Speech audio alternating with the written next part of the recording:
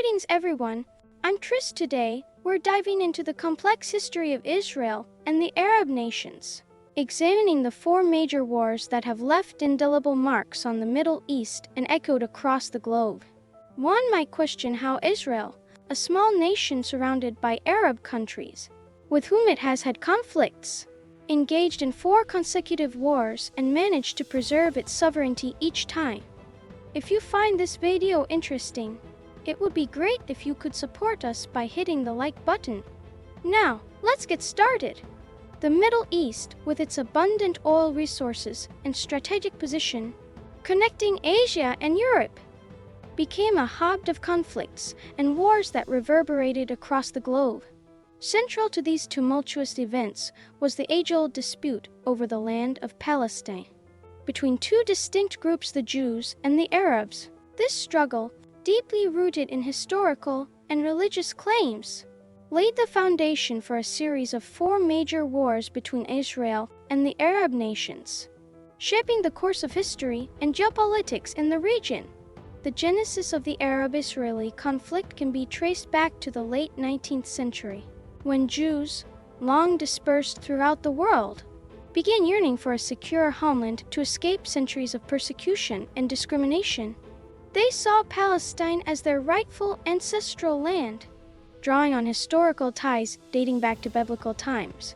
However, the Arabs had been inhabiting the region for nearly a millennium and considered Palestine their homeland.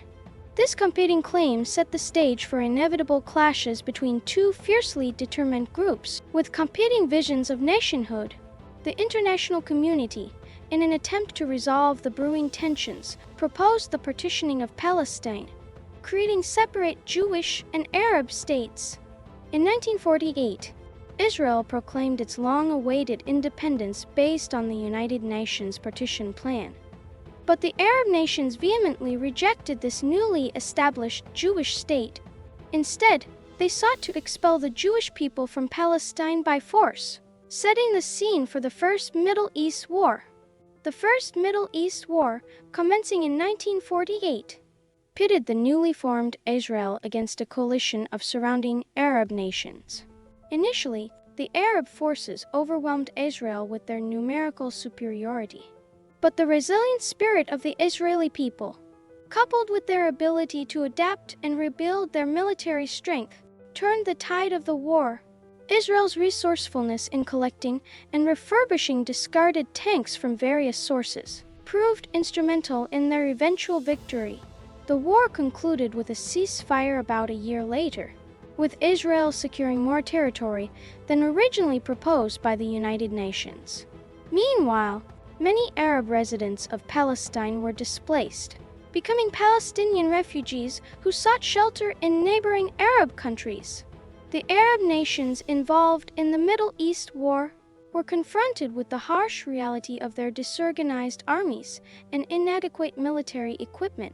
This sobering realization prompted a call for internal reform within their ranks. Egypt, in particular, witnessed a growing demand for change, leading to the removal of their king, paving the way for Nasser to rise to power. Nasser's influence would later become a critical factor in the subsequent Middle East conflicts. During this period, the world was embroiled in the Cold War, with the United States and the Soviet Union vying for global influence and supremacy. Various countries were compelled to choose sides, and Egypt, under Nasser's leadership, adopted a neutral stance, seeking to bolster ties with the Soviet Union. Nasser pursued a grand project, the construction of the Aswan High Dam, aimed at boosting Egypt's economic development. However, when the United States and the United Kingdom, who were at odds with the Soviet Union, withdrew their financial support for the dam project, Nasser's plan hit a major obstacle. Desperate for funds, Nasser set his sights on the Suez Canal, a vital waterway linking the Mediterranean Sea with the Red Sea, which was previously operated by a company under British and French ownership. Nasser saw this as an opportunity to secure revenue and finance the dam project. In 1956, he boldly declared that the Suez Canal was to become Egyptian property, triggering the Second Middle East War. The Second Middle East War unfolded as Israel, Britain, and France formed a strategy to exploit the situation and launched an attack on Egypt. The plan was for Israel to fight Egypt, while Britain and France intervened as intermediaries. Israel willingly participated in this strategy, and the war commenced just 3 months after the Suez Canal Declaration. However, the United States and the Soviet Union, both wary of escalating tensions, demanded the withdrawal of the invading forces. As a result, the aggressors were forced to retreat, and Egypt successfully retained control of the Suez Canal. The aftermath of the Second Middle East War showcased Nasser as a hero in the Arab world, driving back the former colonial powers.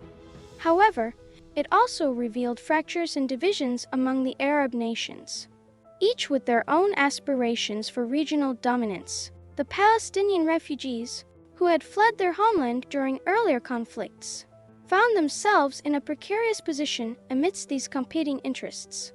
Realizing the limitations of relying on other Arab countries to regain their homeland, some Palestinian refugees took matters into their own hands, forming armed groups and launching attacks on Israel.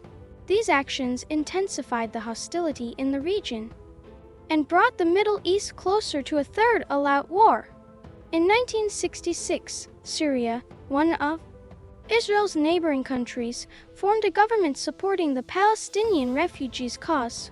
This development aligned with the Soviet Union's interests as they sought to increase their influence in the Arab world. Capitalizing on this opportunity, the Soviet Union falsely informed Syria and Egypt that Israel was massing troops near the Syrian border, triggering tensions and suspicions between the nations. Egypt, influenced by neighboring Arab countries, began displaying aggressive behavior towards Israel. In 1967, tensions escalated when Egypt amassed its troops near Israel's borders and blockaded the Strait of Tiran, cutting off Israel's access to the Red Sea. Viewing this as an act of war, Israel launched preemptive attacks on Egypt, triggering the Third Middle East War. In a swift and stunning military campaign, Israel overpowered the Arab nations, gaining control of the Sinai Peninsula, the West Bank, the Gaza Strip, and the Golan Heights. The Arab world suffered a severe defeat, and the war ended in just 6 days, earning the conflict the name Six-Day War. Israel's resounding victory in the Six-Day War accentuated the divide between Israel and the Arab nations. The Arab states adopted a policy of the three no's: no peace, no recognition, and no negotiation with Israel. The defeat in 1967 fostered a deep sense of humiliation and frustration within the Arab world, further fueling their animosity towards Israel. In the years that followed, the Arab nations shifted their focus from direct confrontation with Israel to internal developments and consolidating their positions. Meanwhile, Palestinian refugees, observing the disunity among Arab states, concluded that relying solely on Arab support would not lead to the restoration of their homeland. Consequently, they formed armed resistance groups and began engaging in sporadic attacks on Israel. However, their actions also heightened tensions and drew attention from Israel and the neighboring Arab countries. The War of Attrition, a series of skirmishes and artillery exchanges along the Suez Canal, was one manifestation of these escalating hostilities. The atmosphere of conflict and volatility remained high, sowing the seeds for another major confrontation. This period of increased hostility, coupled with the political dynamics of the time, set the stage for a pivotal event that would change the Middle East landscape once again. The death of President Nasser in 1970 marked a turning point. His successor, Anwar Sadat, sought to reclaim the territories lost during the Six-Day War. Aware that force would not be a viable long-term solution, Egypt and Syria devised a plan for a surprise pincer attack on Israel, intending to force Israel into negotiations. In October 1973, Egypt and Syria launched a coordinated assault, initiating the Fourth Middle East War, also known as the Yom Kippur War. The initial stages of the war saw Egypt successfully executing its surprise attack, but halting it as planned. Egypt hoped that this display of strength would pave the way for negotiations. However, Israel interpreted the halt as an opportunity to concentrate its efforts on Syria, leading to further clashes. Although Egypt resumed its offensive at Syria's request, the Israeli forces had regrouped and managed to repel the Egyptian advances. Ultimately, the war ended in a ceasefire, with Israel still holding the upper hand. The Fourth Middle East War had a significant impact on the global stage. Beyond the military outcome on the front lines, the Arab nations, realizing that their military strength alone could not alter the situation, turned to economic leverage as a powerful tool. With oil being a crucial commodity in the world economy, the Arab countries, which were major oil producers, implemented the no oil for sale strategy. They simultaneously raised oil prices and withheld supply from countries deemed uncooperative with the Arab side. The consequences were far-reaching, with the oil shock causing soaring prices and social unrest across the globe. While this strategy had a considerable impact, it did not alter the military outcome of the war. The Arab nations could not secure their desired territorial gains, and the ceasefire left Israel in a dominant position once again. The war's conclusion left both sides with unresolved issues and a deep sense of animosity, perpetuating the cycle of conflict in the region. In the aftermath of the Fourth Middle East War, the Egyptian president, Anwar Sadat, made a stunning move that caught the world by surprise. He reached out to Israel, proclaiming his desire for peace and coexistence. This abrupt shift in Egypt's stance, considering the long-standing hostility towards Israel, raised eyebrows and garnered attention worldwide. The reasons behind Sadat's decision were multifaceted. The Egyptian president, cognizant of the overwhelming military gap between Egypt and Israel, realized that continued confrontations would only lead to further losses and damages for his people. Additionally, rumors circulating about Israel possessing nuclear weapons further fueled his concern about the risks of ongoing conflict. Ultimately, Sadat sought to pursue the return of territory through peaceful means. Rather than military confrontation, Sadat's initiative set the stage for a major shift in the Arab-Israeli conflict. The United States played a pivotal role in mediating between Egypt and Israel, facilitating negotiations that resulted in a historic breakthrough.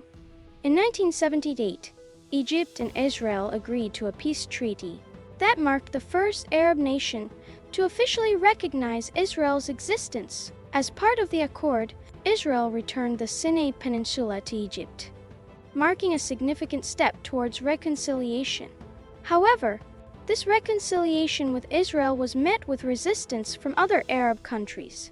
Many believed that the return of Palestinian land should have been a precondition for any peace agreement. Consequently, the peace treaty between Egypt and Israel was considered a strategic maneuver, leaving the issue of Palestinian territory unresolved.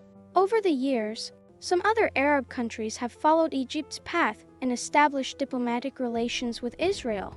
While the question of Palestinian land remains contentious and unresolved, as of 2021, the Israeli-Palestinian conflict persists, with both sides holding firm to their claims and aspirations.